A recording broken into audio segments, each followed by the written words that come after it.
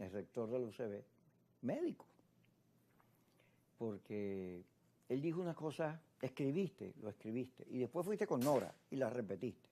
Y a mí me gustaron. Luis tiene una cabeza, además, tú eres por la goma, tú no disfrazas, tú tiras las cosas como las piensas, cosas que me gustan, porque hay gente que para descubrir qué piensa y qué chale. ¿Y qué cuesta? ¿Le cuesta? ¿No? Cuesta, sí, porque todo lo disfrazan, todo lo ocultan. Hay unas situaciones que en medio de la campaña esta hay que discutir. Tal vez la más importante que tú señalas. Hoy veo que el Frente Laboral, no recuerdo haberlo oído, pero un Frente Laboral. Aquí salen frentes a cada rato. No sin ofenderlo, ¿no? Sin querer ofenderlo. Ese niño me hace señas que esta es la corbata de Correa, mire. La corbata que le quité a Correa amenazándolo. Le dije que le iba a secuestrar el perro. ¿Qué cosa? Que la enderece. Pero yo la veo derechita, le señas. Bueno, como yo tengo la mente torcida. Entonces, hay una cosa que me impacta, que este frente le pide a la Asamblea Nacional del 2015. La que no existe. Ajá, pero ellos le piden, comiéndosela además. Pero cobran. Que estudien pagos en Cristales, en Siemens, y que hagan lo posible para detectar la corrupción en Citgo. Yo leo la cosa y digo, esto sí es insólito. Esto sí es insólito. Hay gente que vive en otra realidad. Pues tú has planteado que el candidato Edmundo González tiene que responder sobre este tema de esta asamblea, que tú dices que no existe, del tribunal otro, que tampoco existe, de esa dualidad que después que están participando en elecciones, que dicen que no se van a salir de la ruta electoral, quienes sostienen esa asamblea tienen una enorme contradicción, pero además eso sí es una estafa con el país, es una estafa. Bueno, esa es de las cosas que uno no entiende. Y no la entiende de ellos, no la entiende del gobierno tampoco. Sí, porque el gobierno sabe que se calla. El gobierno los ha dejado. Entonces, ¿cómo es posible que gente que está en la ruta electoral dice, estamos en la ruta electoral, aquí vamos a elecciones, como sea, y vamos a ganar, etcétera, etcétera? Pero esa misma gente que está en la ruta electoral apoya el estatuto famoso de la transición que esa asamblea del 2015 en un momento dado redactó y que supuestamente está vigente porque ellos lo aprobaron. Y apoya que existen unos diputados que se llaman Asamblea de 2015, que terminó en el 2020, pero que siguen siendo diputados para toda su vida, eternamente serán diputados, ¿verdad?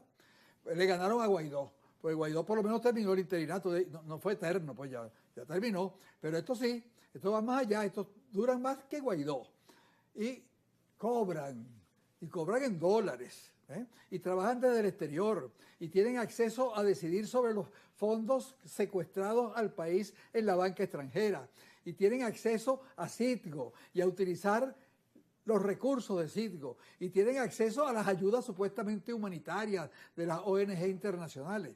Entonces, ¿cómo es eso de que una gente que está participando electoralmente, que está dentro de la Constitución, sigue apoyando esa sinvergüenzura? Porque eso no tiene otro nombre, eso es una sinvergüenzura, que la entiendo del gobierno sinvergüenza de los Estados Unidos, porque los Estados Unidos siempre han sido un gobierno sinvergüenza, toda su vida. Desde siempre, no es solamente Biden, los anteriores también. Creo que muy pocos se salvan cuando uno se pone a estudiar los presidentes anteriores. Entonces, eso, el candidato Edmundo González Urrutia debería hablar de eso. Él desde ya, para dar un ejemplo de que está realmente con la elección, con la Constitución, que no está jugando camuninga, como dice la gente, debería decir, no, que él se opone a la existencia de esa asamblea, que esa asamblea no existe, que como decir una asamblea que acabó en el 2020 todavía existe en el 2024 y que son eternos acaso, que cómo van a estar cobrando, que cómo van a estar manejando activos venezolanos en el exterior. Todo eso tendría que él denunciarlo para uno comenzar a quitarse las incertidumbres, porque su candidatura genera incertidumbre necesariamente. Y yo no estoy hablando del personaje como persona, como gente, a lo mejor es muy buen padre, muy buen hijo, etcétera, etcétera. Eso no es el problema.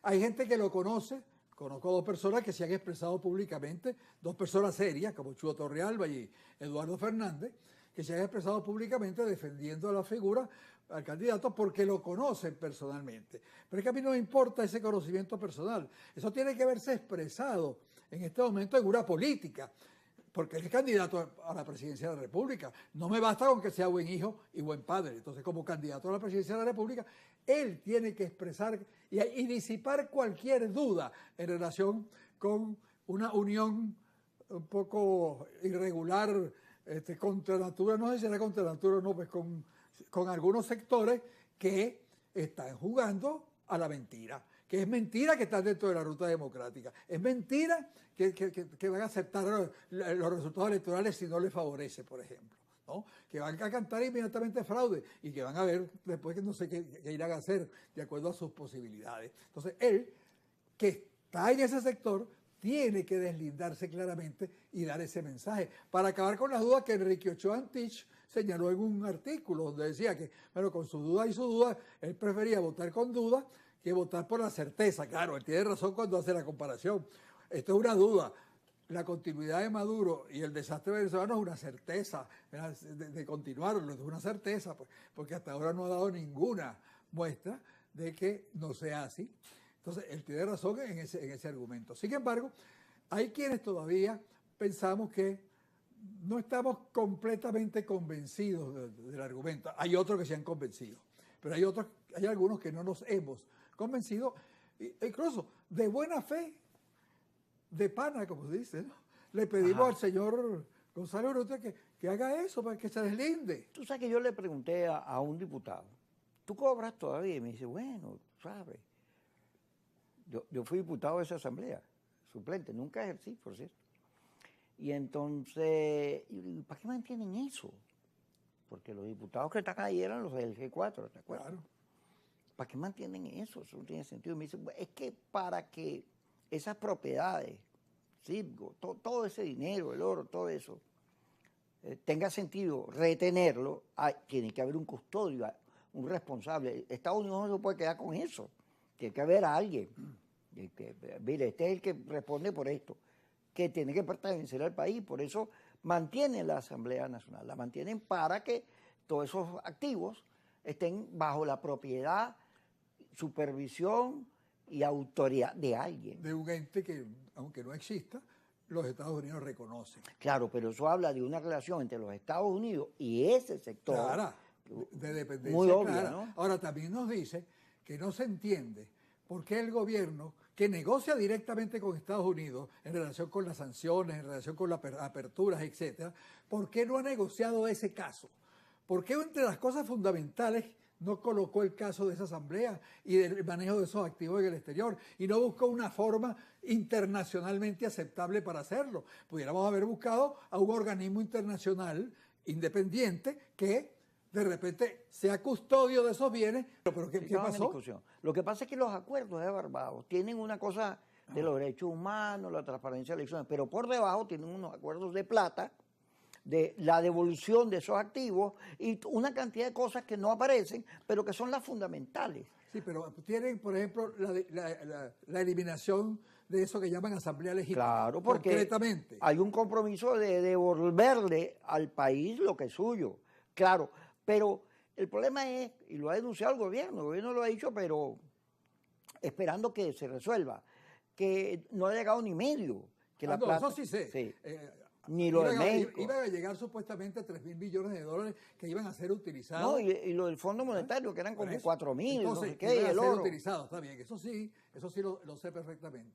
Pero donde no he visto que el gobierno ponga, digamos, fuerza suficiente, es en la eliminación de ese TSJ en el exilio que trabaja desde Colombia, por ejemplo, ¿no? Que unos ex magistrados que se llaman Tribunal Supremo de Justicia, y ahí están, y siguen, pues. Y hay gente que le sigue. Es más, recientemente en un chat, en un grupo de estos, donde supuestamente hay gente de oposición mayoritaria y extremistoide, bueno, me quedé asombrado de que alguna gente estaba criticando que la Universidad Central de Venezuela colocó el informe que sacó sobre el manejo del fondo de jubilación, el manejo irregular que las autoridades anteriores a las actuales hicieron de los recursos del fondo de jubilaciones, que aparentemente llega a los 10 millones de dólares, hicieron un informe con una comisión, que de paso es el segundo informe, porque ha habido 2 comisiones, y las 2 comisiones han coincidido, lo pusiera a la orden de la Contraloría. ¿Por qué? ¿Por qué lo va a poner a la orden de la Contraloría? En una dictadura.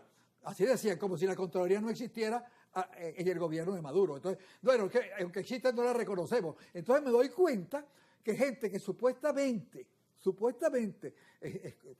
debe ser coherente, no son coherentes nada, son incoherentes, están envenenados, siguen envenenados. Vamos a hablar de todo eso porque yo escribí un texto, te dije, léelo, que recoge una cantidad de chismes que a mí me han llegado, porque si hay alguien más chismoso en Venezuela que yo, es Vladimir Villegas y Carlos Raúl Hernández, que son más chismosos. Pero de eso vamos a hablar cuando regresemos, no se pierdan los chismes, porque